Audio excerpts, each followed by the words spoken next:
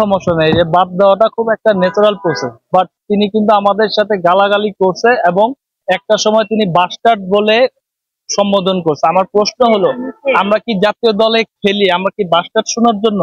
তিনি আমাদের তপন ভাই, তিনি তো এরকম ব্যবহার করতে পারে না। আর তিনি হলো আমাদের যুগ্ম সম্পাদক। কেন মানে এমনি এমনি গালি দিল অযথাই?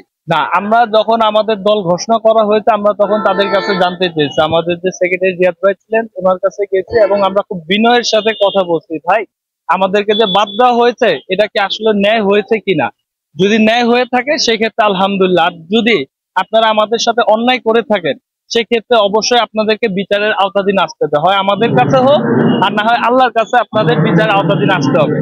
তো ঠিক সেই মুহূর্তেই তপন ভাই আসছে, ঠিক সেই মুহূর্তে তপন ভাই আসাতে তিনি আমাদের রিয়াজ ভাই বললেন যে, তপন সাহেব আপনি বলেন যে প্লেয়াররা যে কথাগুলো বলতেছে এটার আসলে সত্যতা কি।